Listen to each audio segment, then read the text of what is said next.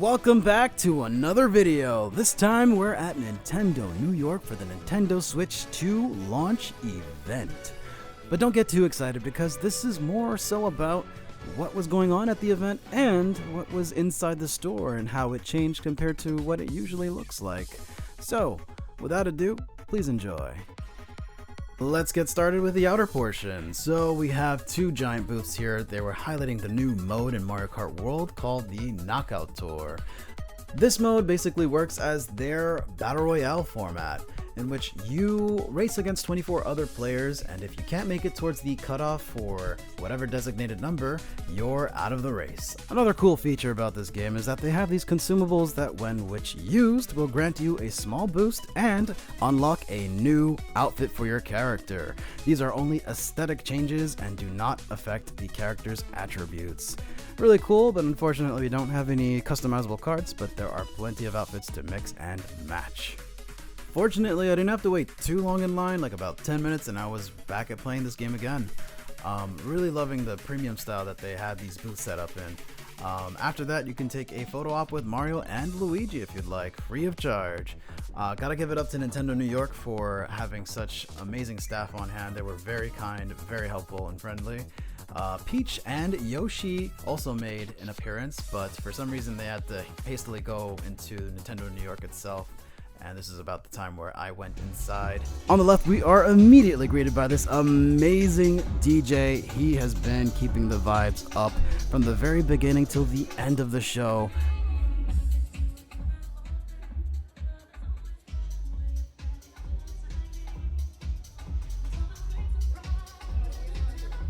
There's his tag, Herbert Holler. Make sure to holler at him. Alright, we'll continue on our own groove, and right behind we have these cute, cuddly cast of characters in plushie formats. These guys are of premium quality, and I just gotta give it to Nintendo for keeping their place looking spick and span and 100% stocked up. And as I say that, there goes a worker doing just that.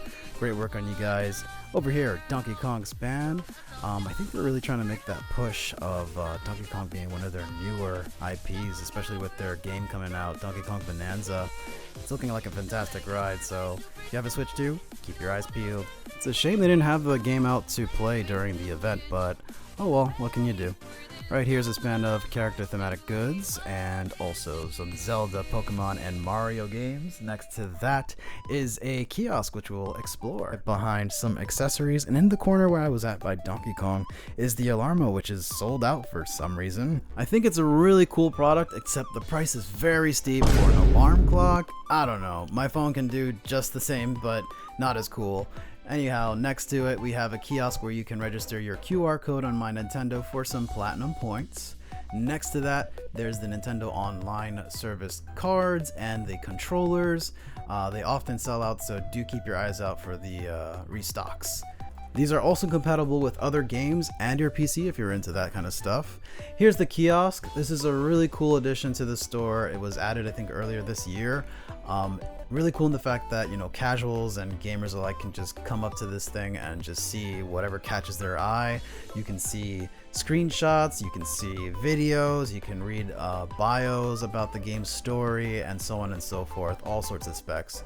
It's all interactable with touch, so really cool that they made this interface very user-friendly. So that's pretty cool. Heading on over to the left side, we have Pikmin, a whole span of it.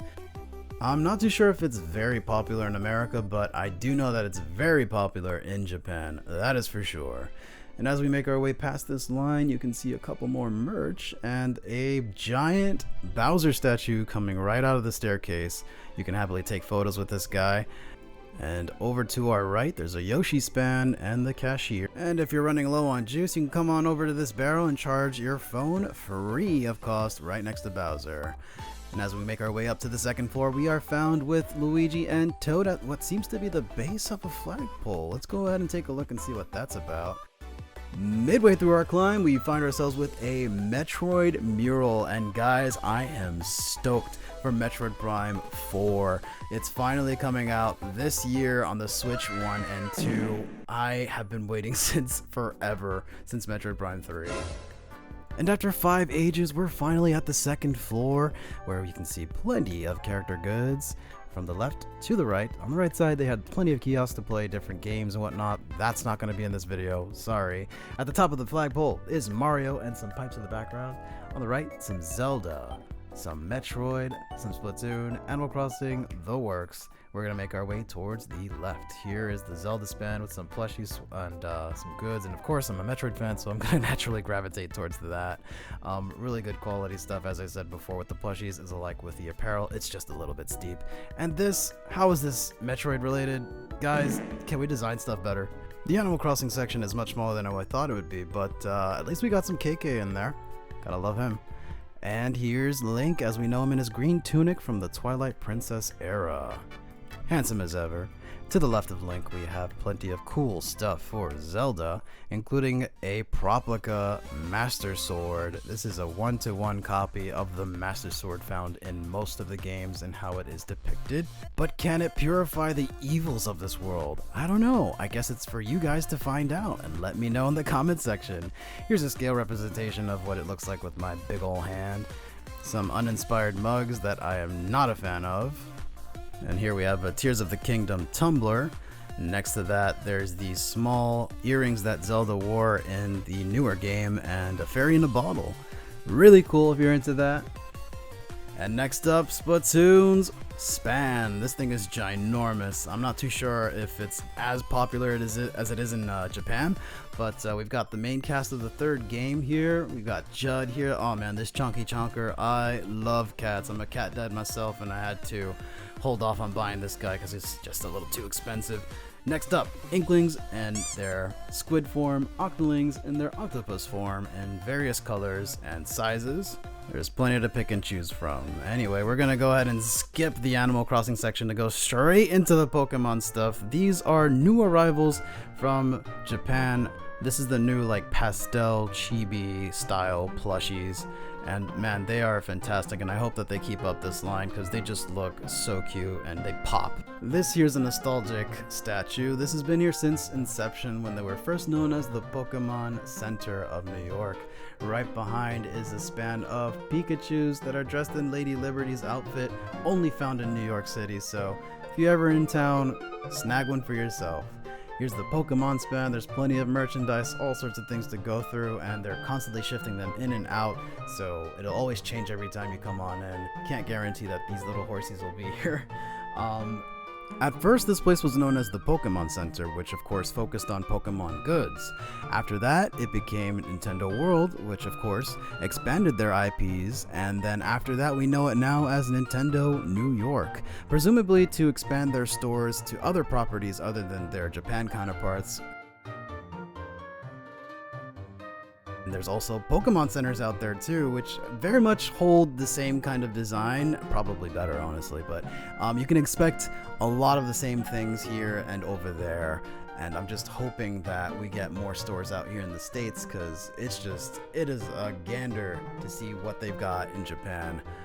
But anyhow, here we have a Nintendo New York kind of celebratory mural where they're celebrating their 20th anniversary here in New York. Here are some pins that you could only get through the 35th anniversary like registry codes on My Nintendo.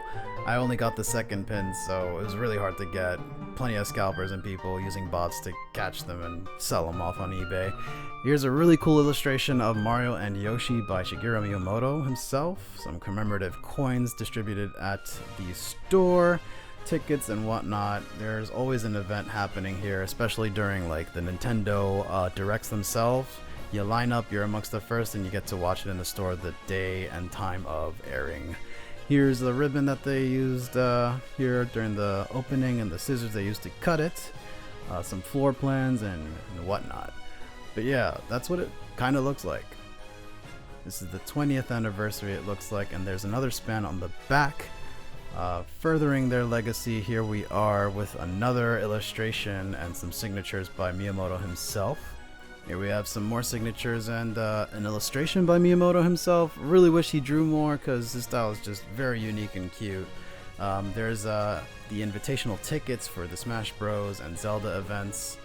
And here is a relic of the past when we sold the Pikachu Game Boy Advances only here at the Pokemon Center, New York. The commemoration stuff for Nintendo World's Year of Luigi stuff you can only get from here. Look at that, really cute. They sold figures. I didn't even know that was a thing. Here's a bag from that time, some more goods and stuff from these. Oh, the 10th anniversary. Here's a listing of all those things that are found here. Go ahead and give a look. I guess they, oh, and they also have the old signage and some buttons and pins. Wow, grand opening. A Swiss knife? I don't know, man. Then there's this piece of broken glass I guess they preserved since when they were trying to renovate. I don't know what that's about, but hey, I guess it's history. What else we got? Some floor plans and I guess some documentation. Here's the Switch 2 kiosk that they had set up on the second floor next to the Pokemon stuff. I didn't really play anything besides the Street Fighter 6, and it did pretty well, actually. I was pretty surprised that it was able to run a game like that on the Switch 2. And yeah, that's practically it. I didn't really find too much of a difference within the store. They didn't really update much besides, you know, having those playable demos and also updating their fixtures with Nintendo Switch 2 stuff. And from the box, you can expect these items here. Those straps are basically for the Joy-Con's new like mouse feature where you can drag it on a flat surface to use as a mouse. I'm not sure how they're going to incorporate that into future games, but yeah, that's practically it. I also ran into this guy here. This is Chicken Dog. He waited 2 months in line for the Switch 2 at Nintendo New York in efforts to be the first to purchase it, and congrats to him because he managed to do it with such grace and elegance. Honestly, very proud and very happy to have someone like this guy on the Joy-Con Boys squad, keeping the legacy alive. I did interview him, but unfortunately all the audio and clips were deemed unusable. I'm a terrible cameraman, so I do apologize, but thank you so much for your efforts, your energy, and I did, however, find a great clip between you and your friend. Please enjoy. Love it. Absolute legend. If anyone's to do it, it's this guy. And that was the event. Here's just a couple clips of what I thought was interesting about the Switch 2 when I unboxed it. There's a nub there that separates the controller from the console, a scanner, or sensor rather, that functions with the mouse functionality for the console. That's on both sides. I really hope they utilize that. The shoulder buttons are much bigger and it's magnetic, so you're not going to slide any Joy-Con 1s into this thing, unfortunately, but you can connect them if you want to. They snap on really well and they're very sturdy, so do not worry about these things slipping right out. They're very tight on there. Unless you're like a monster who wants to destroy their console, you'll definitely be able to break it. But there's a metallic stand on the back. I'm not going to remove that because it's going to show my serial number. On the top, we have power, volume, fan, USB-C finally, an aux, the game slot, and a mic. Weird thing about the game slot is that they have this metallic piece there. I guess it's there just to be more secure for the cartridge. I don't know, but anyhow, it's there. It's also backwards compatible, so you can play Switch 1 games and Switch 2 games, and it'll also probably bump up the resolution, so check them out. Anyhow, quick note is that if you're buying physically, make sure you're not buying a game key card that holds no information about the game itself and any data whatsoever. It's just a cartridge that you slip into your Switch 2 and it tells your console to download it off the eShop. Gone are the days of having these info-heavy, colorful manuals in these things, but oh well, that's what we live with. And here's a size comparison. Ooh, definitely bigger. If you made it this far into the video, thank you very much. Let me know what you guys think about the Switch 2 in the comment section below. What games have you been playing? Do you care about it? Do you have one? Anything really. I do have to admit that the video took a while to edit, obviously a month and a half now. But the next one will certainly be one to excite, so I'll see you guys then.